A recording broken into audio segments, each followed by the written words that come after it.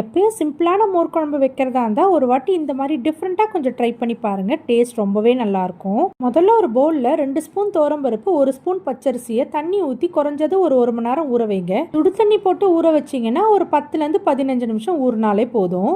1 மணி நேரத்துக்கு அப்புறம் பார்த்தீங்கன்னா பருப்பு நல்லா ஊறி வந்திருக்கு. இப்போ இதில் இருக்க தண்ணியெல்லாம் வடிச்சிட்டு மிக்சர் ஜாரில் சேர்த்துக்கலாம். இது கூட காரத்துக்கு ஏற்ற மாதிரி பச்சை மிளகா, கொஞ்சமாக இஞ்சி, கொஞ்சம் கொத்தமல்லி, 1 ஸ்பூன் தனியா, 1/2 ஸ்பூன் மிளகு, 1/2 ஸ்பூன் சீரகம், கூடவே கொஞ்சமாக தேங்காய் சேர்த்து தண்ணி ஊற்றி நல்லா ஃபைனாக அரைச்சிக்கோங்க.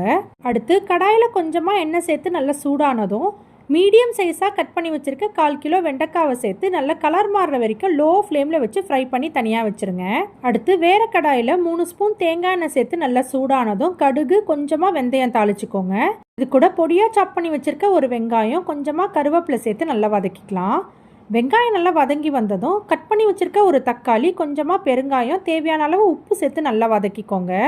வெங்காயம் தக்காளி நல்லா வதங்கி வந்ததும் அரைச்சி வச்சுருக்க மசாலா பேஸ்ட், கொஞ்சமாக தண்ணி, 1/4 ஸ்பூன் மஞ்சள் தூள் சேர்த்து நல்லா கலந்து விட்டு ஒரு 5 நிமிஷம் கொதிக்க வச்சிங்கன்னா இந்த மசாலாவில் இருக்க பச்சை வாசனைலாம் போயிடும். இது கூடவே ஃப்ரை பண்ணி வச்சுருக்க வெண்டைக்காவையும் சேர்த்து நல்லா கலந்து விட்டுக்கோங்க.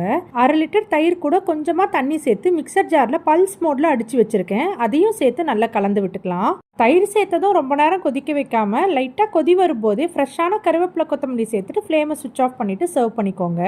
ரொம்ப டேஸ்டியான வெண்டைக்காய் மோர் குழம்பு சூப்பராக ரெடி ஆயிடுச்சு.